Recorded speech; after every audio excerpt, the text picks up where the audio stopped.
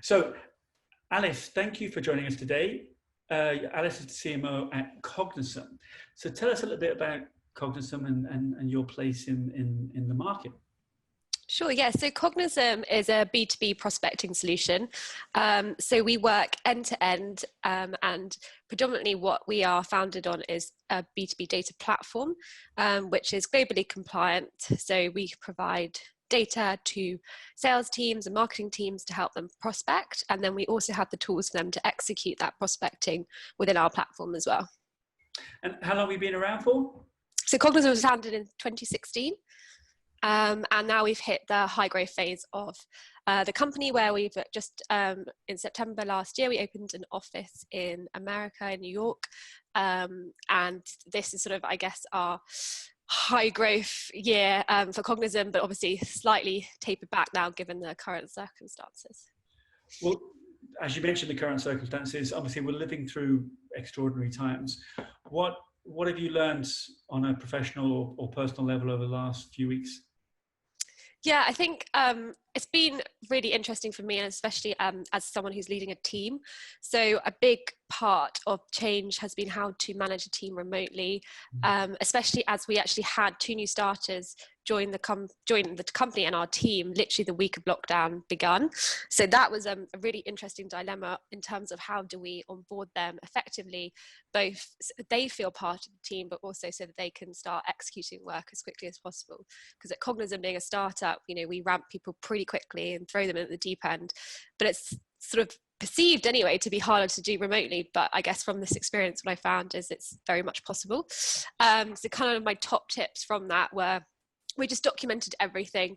So we've got a thorough step-by-step playbook, which is available online, and we actually use a platform called Turtle, so you can update it in real time, and it's constantly there for everyone to review and see. We utilize a lot of onboarding checklists, and Trello is a great tool for that. Regular touch points with the team throughout the day. So we have a morning and an evening stand up, and then there's a drop in at lunch as well. And on that point, from a social perspective, we were doing virtual lunches like we would in the first week, gave them delivery vouchers because normally, we'd take them out for their first lunch. So just trying to do a few things that kind of still meant that they felt part of a team and not on their own. We started them on small projects, and we were sort of working very closely over video. So whether it be creating their first landing page, or just because tools are unfamiliar, Zoom was a great tool for us to use with that. And then I think a key part was we wanted lots of drop-in meetings with them for people around the business. So I think, when you go to make a tea or a coffee at lunch or during a break, you sort of meet someone, have a chat, get to know them, and they may not be directly influenced in your work, but that's a really important part of Cognism culture as well. So we just set up lots of those meetings with as many people in the business as we could. So actually we think they probably have met more people this way or spoken to them in depth than they would have done otherwise. And we've just encouraged all questions. So we use Slack, and that's a great tool for us just to ping each other. And that's kind of what our top tips, I guess, for onboarding remotely have been. And how's the business faring in the current situation? So actually interesting for Cognism, we found that while we have had some clients whose business has been impacted negatively by the current climate, what's happened is there's actually been an uptake in our CS support, because they're looking at new ways in which they can go to market. So they might have relied very much on events previously, and now they need to find new avenues to generate those leads. So that's where our CS team can help them utilize the tool in other ways. So that's been interesting. And then from a lead generation perspective, we've actually seen an uptake in inbound. So it shows that more people are actually out there searching for solutions right now. I think the feedback from the BDM team is there's pretty much a 50-50 split on those who've just got more time. So using this time to look at what solutions are out there. And they also just feel more comfortable kind of doing demos and things from home. And then there's 50% who really need something right now, because again, other avenues for their lead generation have closed, and they need to start exploring new ways in which to drive new business. So linked to that, actually, Alice, obviously there's a lot of talk about whether we should be selling or not at the moment. Now several weeks into the lockdown, as you said. What are your thoughts on that? What's the approach that you're taking as an organisation? I think, yeah, it's a really interesting point. And very early on, like the first day we started, I got everyone on a call and just said, like, one thing I want us all to be really aware of is this is a really scary situation that's affecting people, not just their livelihoods, but personally. And so with every communication and every interaction we have, whether it be with customers or prospects, we just need to have that top of mind.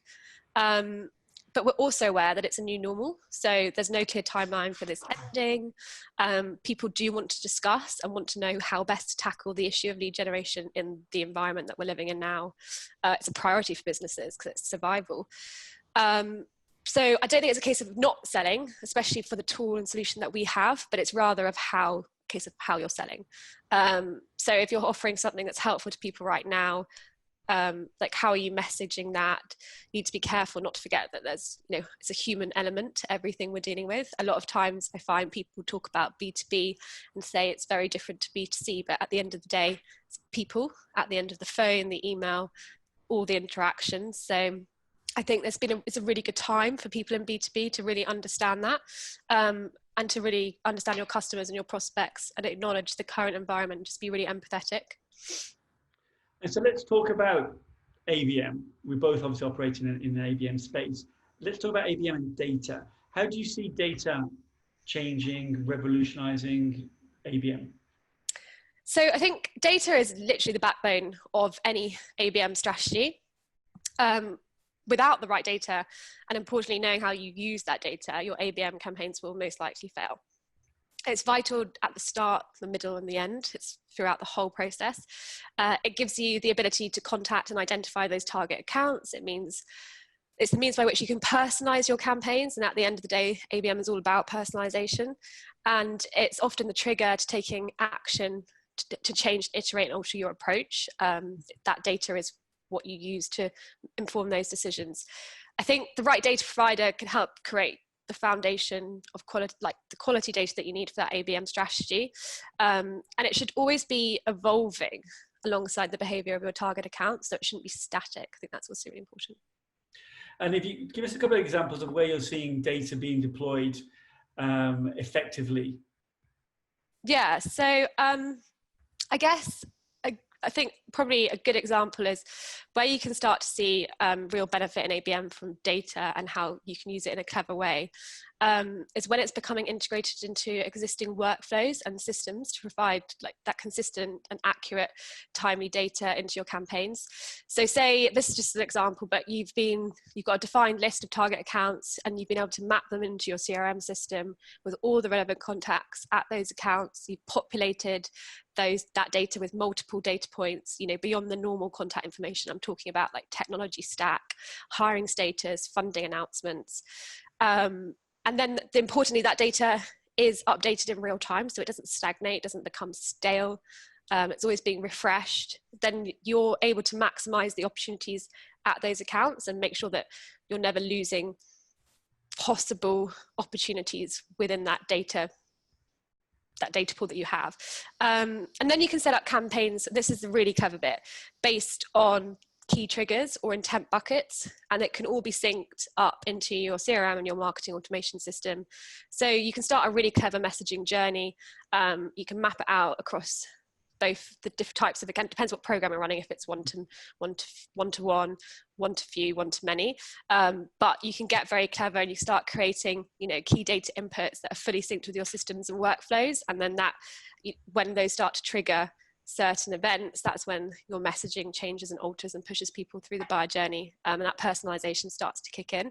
But I think the key is that the key questions you need to ask yourself around data and its best use within ABM is, do you have a way of enriching and populating contacts at your target accounts? That's number one. Do you have a way of keeping this data up to date constantly? And that's number two. And number three, do you have a means of getting intelligent data into your systems, whether it be intent data, trigger data? And then finally, can you track all of the engagement with those accounts and contacts? And so let's just dig into that a little bit more around the sales triggers you mentioned and the data. How is that informing, in the case of yourselves, your messaging or your content strategy?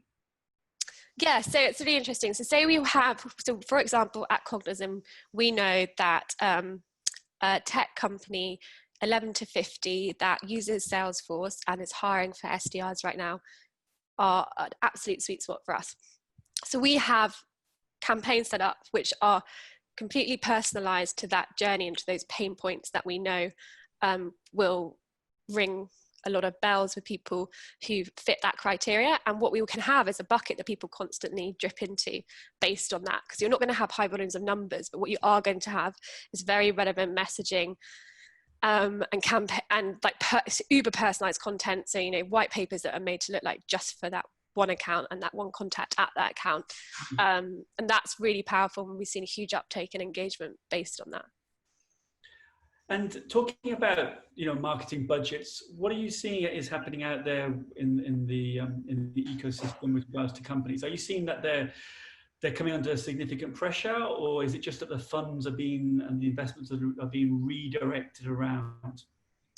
I think it will really depend on what the industry the company is in, and because obviously some industries have been hit harder than others. But say in the SaaS tech, information technology space, what we've seen is actually budgets aren't being decreased, but people are being made to look at how to reallocate that spend elsewhere. So where events were often quite an important channel for people, they might now be looking at, should they invest in a virtual event or webinars, or is it actually they need to start modernizing and looking at digital, some digital channels they'd never used before. So I think it's very much a case of reallocation in definitely in that industry that's what we've seen. Yeah, and obviously you're sitting there at home. I'm sitting here at home, as is everyone in the world probably now who's working. Are your customers finding it more difficult or easier to actually have conversations with their customers and their prospects? Yeah, I think so. What we found is that actually people are more willing to have conversations. The difficulty is that where you might have had a data provider who would be giving you the office numbers, you now obviously can't speak to people at offices. So you need a way of getting their direct dials. So whether you need to make sure that you have a data provider who can give you that information, or you're leveraging LinkedIn lead gen forms or some other way in which you can collect data that you can contact people at home. But yes, the feedback we have a role called a marketing development rep. It's a hybrid between sales and marketing. And they follow up on all of our marketing generated requests and demand, and they have said people are far happier to have conversations. They seem to have potentially a bit more time. They're just a bit more relaxed, even though given the current circumstances, obviously I think the first 2 weeks after lockdown that wasn't the case, but now that it's a new normal, that kind of is the case. And they're definitely more open to having conversations about different ways of doing things, because I think everyone's aware that there's a need for change, and it's the same with our clients. They're more open to learning about new ways, different to how they had done things previously. And so sometimes we try and coach on best practice, but we might get pushback from a client that this is the way they've done it always. And now those conversations are a little bit easier to have, and we're exploring new ways in which they can reach customers and prospects. Well, actually, that's linked to my last question, actually, Alice. What advice would you give to companies looking to kind of move or try to move prospects through the funnel in terms of, from lead to SQL, whichever terminology you use there, through to opportunity, through to close? What kind of tips would you give in the current situation, the current environment? So we have 6 things really that I think work really powerfully for us. So we have a really robust handoff process with sales. That's the main thing. So when you're going from MQL to SQL, however so marketing generated demand through to sales, whatever that looks like for your company, make sure that it's clearly defined and it's very robust. We have with this MDR role that we have a weekly meeting with those reps where we get really a lot of feedback from them. And it's where we will highlight upcoming campaigns, and we'll literally set out the steps by which they should action that demand, and we make it as easy for them as possible. So a robust handoff process is really key. And then I kind of mentioned this, but really strong feedback loops between sales and marketing. So with us having that MDR role, it's quite easy because our success is tied to their success and vice versa. So we're very aligned on that front. So that feedback becomes much easier. But again, we formalize that in terms of meetings and then in our reporting and dashboards that we share as well. I'd say my third point would be introducing hybrid specialized roles is something to think about. So I think in a lot of companies, and this this was also true of Cognism before 4 months ago, we would have an SDR and our marketing demand would just be split out across the whole SDR team. There was no one solely responsible for that. And where we've now created a specialized role, well, 2 specialized roles purely for that, we've seen a huge uptake in the number of opportunities we're able to create through that channel, especially the content channel. We now have a 10% conversion from a content download into an opportunity being created. And that was sitting at more like 3% before. So I think specialized roles and hybrid roles are really key if you can do that. Iterative and data-driven nurture campaigns being in place. So in order to move SQLs through the pipeline or MQLs through the pipeline, it can't always be the case that, you know, it's a BDM's responsibility and SDR's. Marketing has a role to play as well. So make sure you have the full buyer journey set up and nurture campaigns across that journey, which you know will be feeding and enhancing the interactions they're having on a person-to-person basis with your sales team. And then high quality sales enablement materials. I think sometimes, and I know we're guilty of it at Cognism because we're so demand generation focused as a marketing team, that we get ourselves caught up in saying no to any activity which is not directly linked to revenue or generating demand. But actually it's so important we know for the BDMs in their closing to have the right materials, and the same with the SDRs in their prospecting. So ensuring that your sales team are equipped with those materials for each stage of the buyer journey is really important as well. And then finally, data-backed decisions. So I think right now we're actually analysing all of our data across our pipeline and funnel weekly as opposed to just monthly. We obviously all have our own dashboards, but we're reporting that up to our CRO on a weekly basis now. We're really delving in deep to see if there's any trends that are occurring and what those conversions are looking like, and trying to act really quickly. And I think that's really key as well. So you might see that one channel is suddenly, you know, your SQLs to opportunity percentage has gone up drastically, and it might be, you know, it might just be that more people are searching, I know, paid channel, Google Ads, more people are searching for data right now. So actually you might make a decision that for the next 2 weeks, you're going to put a bit more spend there and remove it elsewhere. So that would be another. So in essence, you're being a lot more agile in terms of your decisions and and what you're doing, and you're kind of testing and changing very quickly.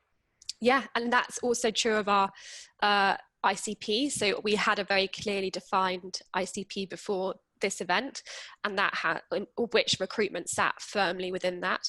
It was listed on our website as one of our top 3 personas. That's all changed given the current climate. So, you know, every day we're kind of seeing new trends emerge. So this month, for example, it's looking like SaaS, information and tech is pretty much 90% of our pipeline that will close. And we had actually thought based on last month it was going to be marketing agencies. So you just have to be adaptable and agile and making decisions as you see the data. Fascinating. Alice, thank you very much for taking the time to talk to us today, and it's been really interesting learning more about yourself and Cognism. Thanks.